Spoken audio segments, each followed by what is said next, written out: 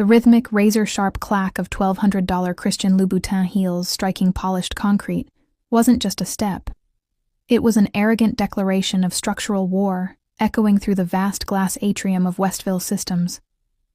I stood near the back, holding a lukewarm cup of bitter break-room roast that tasted like battery acid and corporate despair, watching the incoming storm sweep past the oblivious crowd.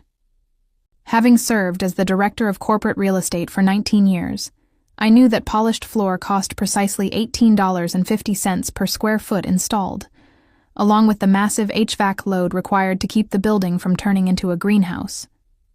My long tenure was apparently deemed obsolete today as Leela West, the founder's spoiled 32-year-old daughter, swept into the room radiating a manic, bought-and-paid-for MBA glow. Leela projected her voice with a jagged, hyper-positive corporate enthusiasm that made seasoned HR managers break out in hives, loudly announcing the arrival of a disruptive new era called Westville 2.0. I took a slow sip of my terrible coffee, knowing that trimming the corporate fat was merely a buzzword for firing the veteran infrastructure crew who actually understood how the servers ran. Her predatory eyes scanned the silent room looking for easy targets, eventually locking onto me with a sharp, toothy grin that signaled an immediate execution of my long-term career. When she called my name aloud, I calmly adjusted my glasses and smoothed down my sensible sale rack Macy's blazer before stepping forward without making a single sound in my flats. Leela gestured toward me like an exhibit of an extinct species, publicly labeling me as the stagnant old guard of a bureaucracy that a fast-paced, modern visionary company no longer required. She then coldly dropped her fake smile and announced that my facilities management position was being permanently outsourced to a cheaper, younger cloud-based startup out of Austin. A tense murmur rippled through the gathered crowd, while Marcus, our weak-willed general counsel, stared intently at his expensive leather shoes to avoid acknowledging this massive, age discrimination lawsuit waiting to happen.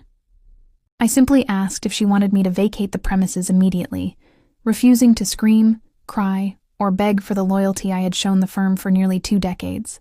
Reaching into my oversized tote bag, I pulled out a heavy, jangling brass keyring loaded with 15 old-school master keys and placed them gently onto her sleek glass podium with a definitive clink.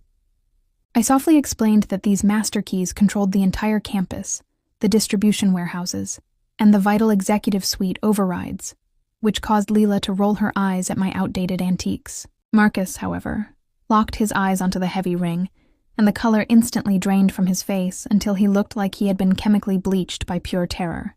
He frantically whispered to Leela that these weren't just standard facility keys, but she snapped at him to be quiet and ordered 2 apologetic security guards to escort me out. I told the guards it was fine and walked out the sliding glass doors for the last time, watching Marcus desperately grab the brass ring to read the small red label attached to the largest key. That tiny tag bore an inscription I had written myself 12 years ago. Property of Aspen Threshold Partners, owner use only. Leela thought she was throwing out an obsolete piece of trash, completely unaware that she had just demolished the load-bearing wall holding up her entire corporate empire. To understand Marcus's sheer panic, you have to realize that old man Todd Westville was an engineering genius who viewed corporate paperwork and property taxes as a personal insult. 12 years ago, Westville Systems exploded with cash and needed a $50 million Silicon Valley expansion, but Todd was personally leveraged to the hilt from a messy divorce and couldn't secure bank financing.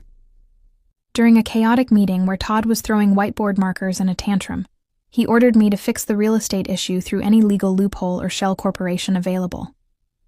I proposed utilizing a strategic holding entity called Aspen Threshold Partners to purchase the land and lease it back to Westville on a triple net basis, keeping the massive debt off their corporate balance sheet. Todd was so thrilled to bypass the bank paperwork that he signed the authorization form while eating a bagel, completely failing to read page 42 of the dense contract. That hidden page clearly disclosed that Aspen Threshold Partners was an independent limited liability company entirely owned by me, funded by my personal life savings, and a substantial family inheritance.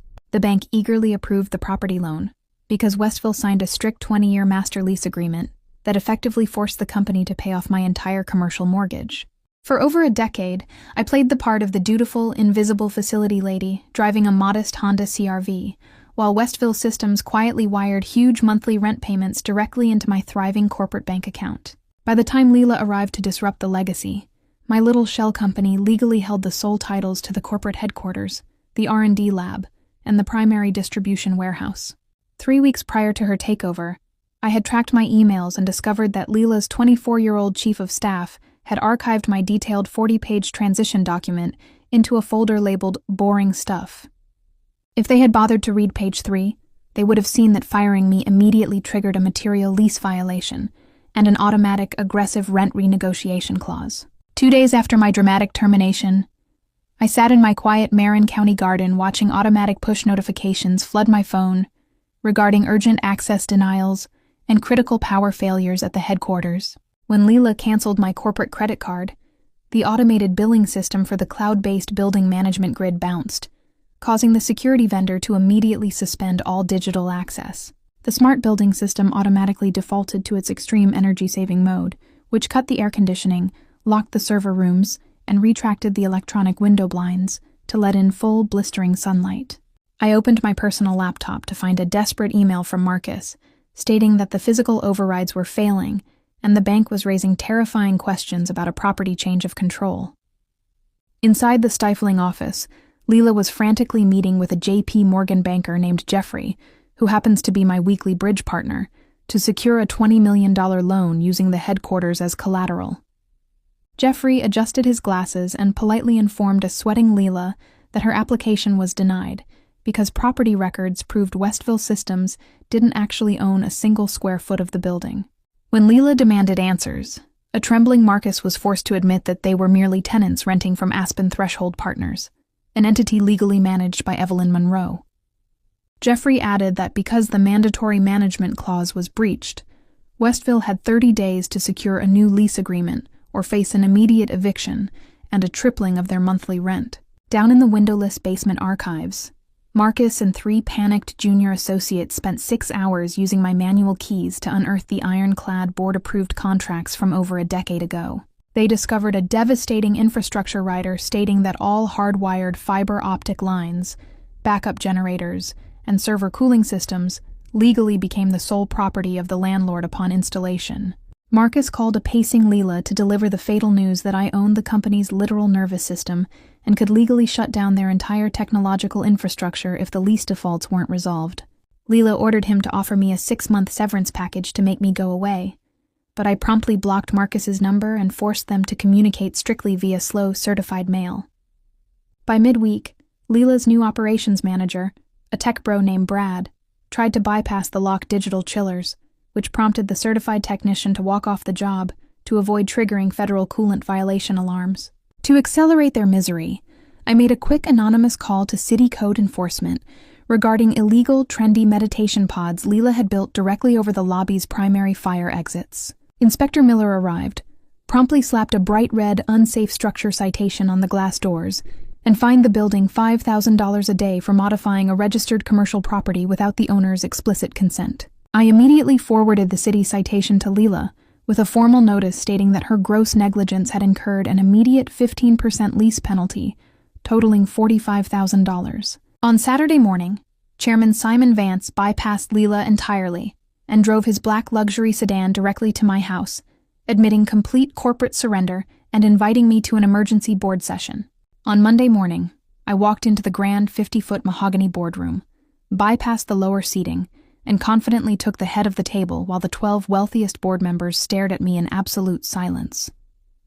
I smoothly demanded a permanent seat on the corporate board, 5% equity in Westville Systems, and the immediate termination of the current incompetent CEO in exchange for restoring their utilities and saving them from bankruptcy. The board unanimously voted to accept my terms by late afternoon, and the next day I watched a ruined Leela carry her single cardboard box out into the concrete atrium. Please subscribe and share our channel. We made videos for you.